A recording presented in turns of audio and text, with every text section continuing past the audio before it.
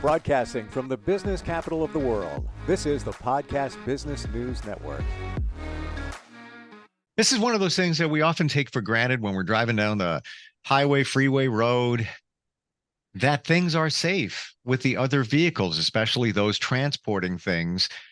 How is that governed? How is that regulated? This guy has made it his life's work to make sure that these things are safe. And as a matter of fact, he's worked as a safety investigator for many years, has trained both law enforcement and motor carriers on all different types of DOT topics. And he's got a company that does just that. So if you're somebody that does transport, motor carrying, all of that, he can help you out with that. And this is Safety First with Matt Freeman. Matt, welcome. How you doing? Hey, thanks for having me, Steve. This is doing really well. Been crazy busy, but making time to do this, and I'm looking forward to see what happens here. Yeah, absolutely. And a lot of people watch, a lot of people listen, whether you are somebody who has a company that does transportation or not. Just this is fascinating to learn what's going out there on the roadways. So why don't we get right into it? What do states do to adopt the federal regulations when it comes to motor carriers? I know they have to adhere to, starts at the top, if you will. So how is that all done? Sure. Yeah. That's a big question we used to always get, what regulations fall in the states.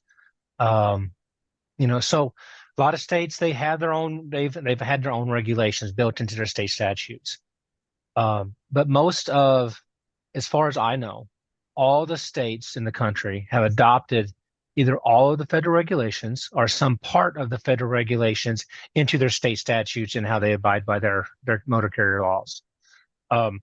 Usually it starts with a state statute per state to adopt, so they may adopt the entire set of regulations and not worry about creating their own state regulations, or they may adopt parts of the regulations. Okay. In order to do that, they got to put that through their administrative regulations, their administrative department, basically who handles the laws and regulations of the state.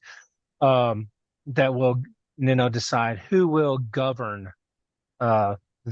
So if it usually goes to like your state highway patrols, your DOT departments. It just depends on where the state. Once they adopt those regulations, they put those in written law. They'll push those out to whichever department they want to do it. It's always usually going to be some type of your DOT, your law enforcement departments. You're going to be doing your scale houses, your roadside, your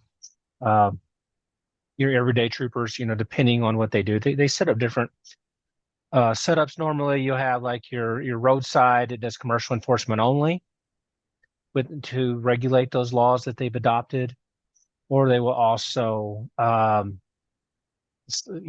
maybe their own division that does it. Just for example, to give you kind of how it works, like state of Missouri, they do both. They have highway patrolmen. They call them CVETs, commercial vehicle enforcement troopers, who can stop a everyday vehicle and a commercial vehicle. That's how they were trained. They also have a division where that's all they do. They can't stop regular vehicles, but they'll stop your truck. Okay, so it just depends on how the state goes about it. Another example, as far as doing like internal investigations. Like with the state of Missouri, I'm just using Missouri as an example. That's where I came from at one time. They will have a division. That's all they do. They do all the internal. They don't do roadside, but they do all the internal investigations, all the compliance reviews, focus reviews, anything that requires an investigator to go in and look after the fact. Does it start here at the top with the federal, and then the state looks at those guidelines and then comes up with their own?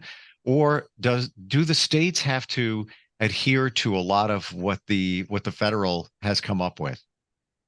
Yeah, well, the states can come up with their own. They have that right. Okay. If they adopt the regulations, and they have to follow what they've adopted, how they put those in place. Yes. Wow. Is the federal government ever overseeing all of this? Are they watching in some regards? Or once the state just comes up with the guidelines, these are the rules, this is what we're going with. We've used a couple of suggestions from federal. We think they work. And then they're off and running, and there's no scrutiny by the federal government. Yeah. So whatever the states adopt, okay, like I said, most of the states have adopted federal regulations and one either all of or a part of. When they do that, they get funding from the federal government. Okay, there's a Okay. funding called called a MICSAP grant, and so that's a part of the funding that they will get. And some of these states will actually do like federal investigations. So if they're working with an interstate carrier, then it becomes federal. So when someone goes and does a compliance review on an interstate carrier, they'll do it under the federal regulations for the federal government, even though it's a state um, company. Okay, so that's how that kind of works there. So with what you were saying there, one of the things that they do when they adopt, if the state can adopt the penalties, or they can set their own penalties, okay, for the regulations that are the deficiencies that they find. So it just depends on how the state, what they decide to adopt. A lot of states I've seen, they'll adopt federal regulations, but then they set their own state penalties, and whatever deficiencies that are discovered. There are some states out there that will take on the method of what the federal government does, which is a higher penalty status. Um, so it just kind of depends on each state on how they want to put those together.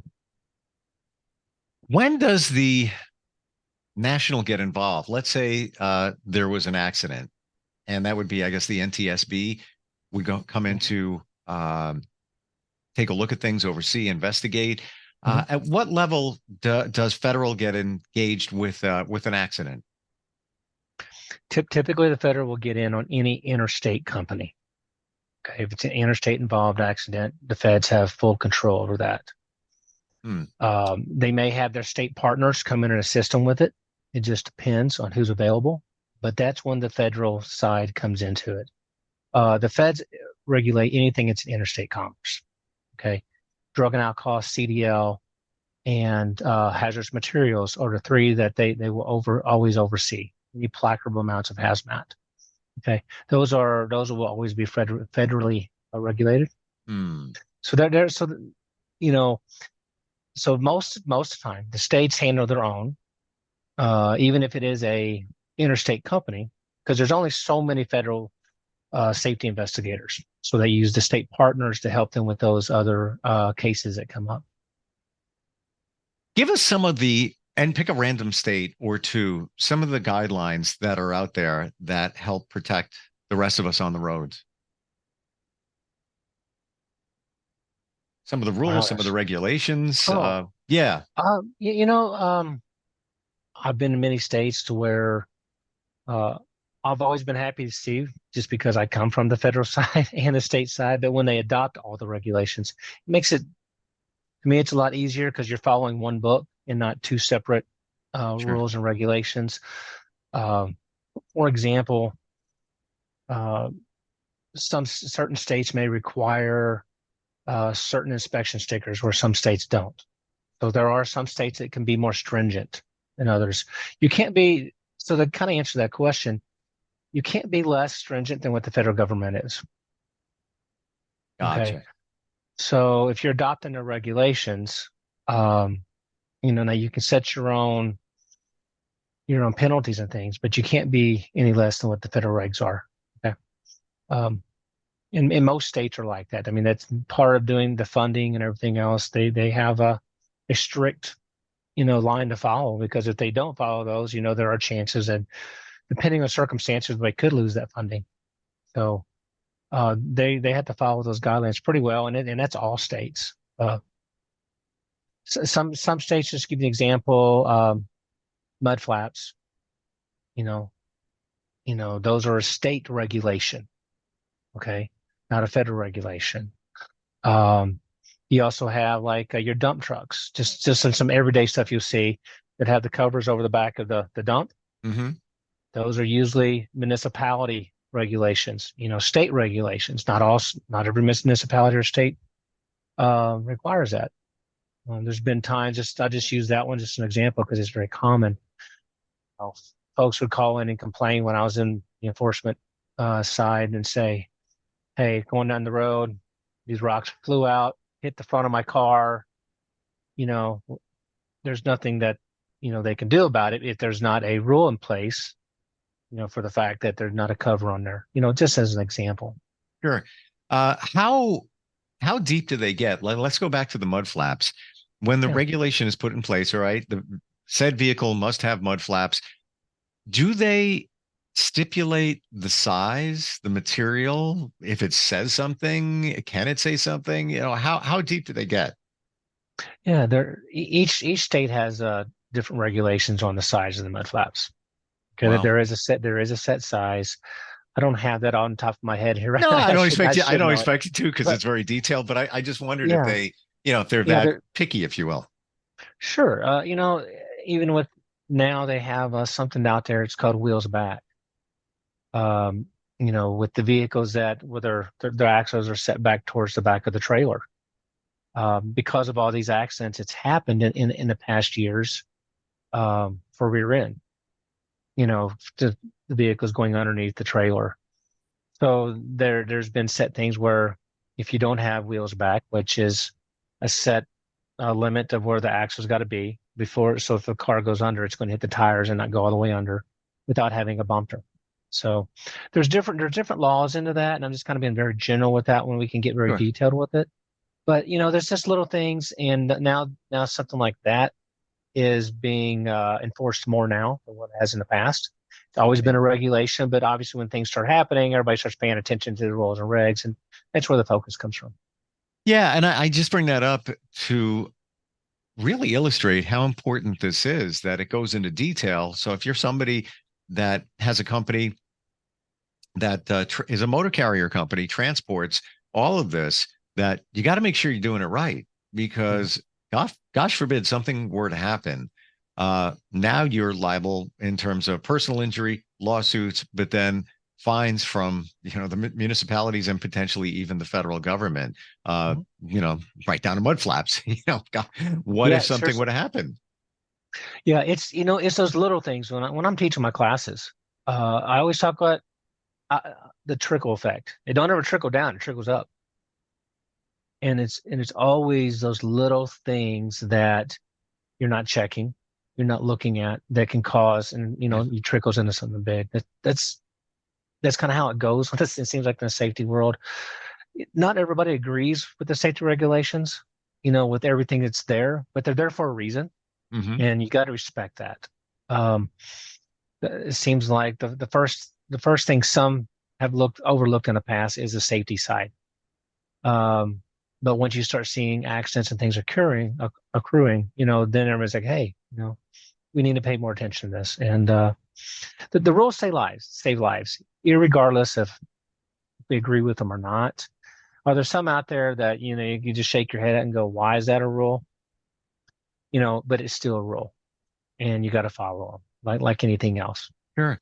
I want to give you a hypothetical. Let's center on mud flaps for a second. It seems so, yeah, somewhat insignificant. It's important, but maybe not in the biggest regulation out there.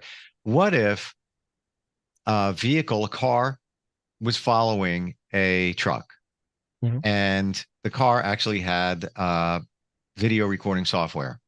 Some of them do. Okay. Hmm. Truck in front of them doesn't have mud flaps. They're required.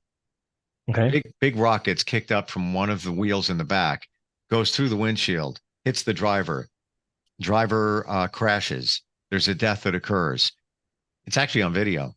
We see it on video. We saw where that rock came from, and there were no mud flaps.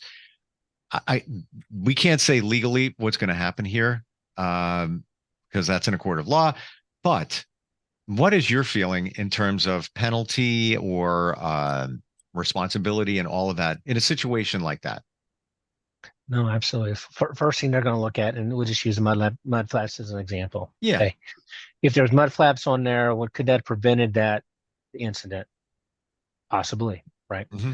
So does the state law say, hey, we require all commercial vehicles to have mud flaps? Well, what happened? It did not have any, so therefore we got a violation there, right? Hmm. And there's a deficiency. Um, so then what they would do, especially if there was a death involved or just an accident, period. Okay. Sure. It's going to get flagged. Someone will go in, either federal or state, depending on motor carrier, if you're what they are. Go and do an investigation on the safety part of it. Okay? They're going to look at that. So whatever they find with their investigation could be worse than just the mud flaps. Mm.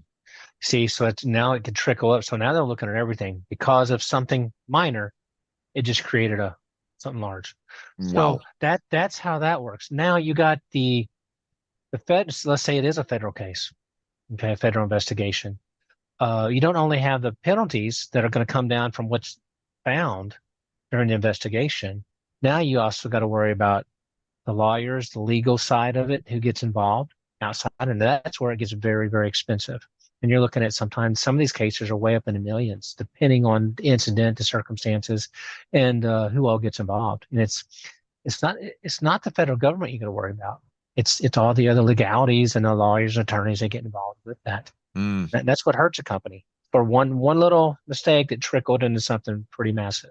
I see it, Matt. I see it clearly now as you're stating it. Because let's say that whole example of the mud flap situation. Mhm. What if that truck that didn't have the mud flaps had too much cargo, was weighed down too much? And so, a lawyer on the other side could say, well, because that vehicle was way overweight, it was able to push that rock up from the pavement, and that's why propelled the rock, and then it didn't hit the mud flap, and then there we go with the trickle down. The snowball down the hill just got massive from a Yep. a tiny little piece of ice, so to speak. It happens all the time. When I'm doing my trainings and stuff, I think you and I've talked in the past about, talk about being complacent. I like to work with these drivers. Hey guys, this is what the rules are. This is what you're required to do each day. Your post and pre-trip inspection. Make sure you're doing these. Um, because again, you get complacent, the Mm. trickle effect could be caused. You're either you're rolling down with a big snowball, you're rolling uphill with, just worse and worse. Yeah. And the only reason I use that analogy is because I've seen those things kind of happen. I've seen drivers go, it's just a light. Next thing you know, it's a brake. Next thing you know, it's a tire. Next thing you know, there's something in the road. It causes something, and then now you got an accident. Now you got, hopefully no one gets hurt. So there's so many circumstances that can do that. I'll give you a quick example on what you're just saying. Um, just an experience for me. Um, Doing an inspection on a company. We're talking about regulations here. Mhm. It was a propane truck. Propane's delivered in the winter most of the time here, at least here in the Midwest, for heat. Yep. So, and I'm assuming on the East Coast as well. But so we'd always do our inspections at the facility when they would come in, or before they go out. That way we got them running. Go in, look at the truck, walk around the truck, tell the guy, hey, my first mistake was I said, hey, everything's looking really good here. He's wanting to get what they call a CVSA sticker. Get a good inspection. He used to get a CVSA sticker. Okay. So as they had a good inspection. Went to crawl underneath the truck. About done with it. As I'm getting to the end of the truck, I saw a crack in the frame member going all the way across the frame member. Mm. And I said, oh man, as I'm crawling out of the truck, and the driver heard me say that. He's like, wait a minute, you just said I had a good inspection. I said, well, crawl underneath here. I need to show you something. And he says, oh, wow. I said, well, we got to shut you down. You can't go nowhere because it was about a 6-inch crack going across that frame member. Whoa. And I asked him, I said, did you do your pre and post trip inspection like you're supposed to? He goes, Matt, to be honest with you, I came in late last night. I did not do it. He said, but I did hit a big old pothole in the road on my way home. And I heard this, and I said, is that a normal sound you'd hear? He said, no. He goes, I got in a rush and I forgot to do it. And I said, well, tell you what, you getting in a rush and not doing that safety check like you're supposed to do. Now you're out of service. I'm glad I stopped you because if you were going down the highway on an old gravel road like these trucks would go to, out in the farm fields and wherever else to fill up these propane, and you hit another pothole or something, or that would have cracked all the way, who knows what would have happened. And he Wow. stopped and looked at me, and then he turned around and he came up to me after he was upset he had to get a different vehicle, but he said, thank you. He said, Matt, yeah, I know I'm wrong, but we saved a life today because anything could have happened. And we're looking at, 25-degree weather outside. It's cold, how metal works when it's cold, just like anything else. And so he thanked me. And I said, well, Yeah. sorry I had to put you out of service, but it was the right thing to do today. So Yeah. And everything's life is a lesson. We're always learning. yeah. And that just shows the importance of the post-trip inspection. And I get it, you haul stuff, you're tired. I'll get to that tomorrow, first thing. And then, Yeah. you're running late, got to get on the road, weather issue, whatever it is. But I'm totally seeing it, Matt, how the little things can turn into the big things, and those big things can lead to something catastrophic, even bigger. Yeah.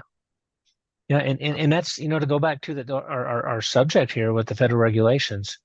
That's why so many states and have adopted either all of or most of, because that gives them more power to look at the safety things on the vehicles. Now, each state's always had their own state statutes, but with them adopting these regulations and keeping it simple across the board, it makes a difference in how the enforcement looks at the safety of the motor carrier and the public. Want to talk just for a moment here as we close today, how you work with these companies. Now, you're located in Kansas City, is that right? Yeah, Overland Park. Yeah, Kansas City area. Yes. Gotcha. You can do it virtually. Can you work with companies that way as well? Yeah, sure can. We do training all the time virtually. We do safety analysis, which is kind of an audit on companies virtually. I always say anything that we do is always better in person, but we make it, we work out with whatever we can. Cost is always an issue, with these days, so we make it cost efficient for all of our customers. This is a crazy question, final one I have, but I'm curious, with today's technology and video and such, has anybody ever taken you, let's say they wanted your thoughts on an inspection, but it was virtual. Like they took you through the vehicle with their phone and you said, all right, put the phone up there. I want to take a look at that. Give me the measurements of that kind of scenario. Has that ever happened? It has. Wow. I work with registered inspectors.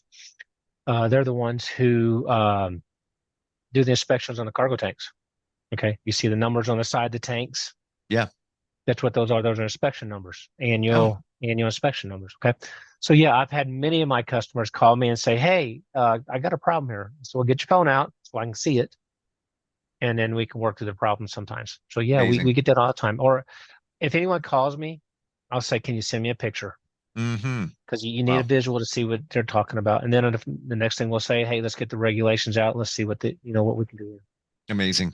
Matt, great talking with you today. Thank you. I find it fascinating. And, we see these vehicles every day on the road. And now we know at least a piece of what goes into the safety behind it and what you do to help companies. How do we connect with you if somebody is a company that deals in transportation?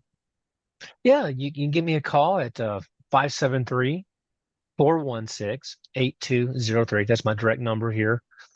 You can also find me at matt@dottrainingsolutions.com and on our website, dottrainingsolutions.com. All of our classes, everything's there. Just give us a call and we can do it with you. Most important thing, safety first. And exactly right. Thank you. Appreciate you being here, Matt, and looking forward next time we get together. Yes, sir. Talk to you later, Steve. Thank you. Thank you. We'll be right back.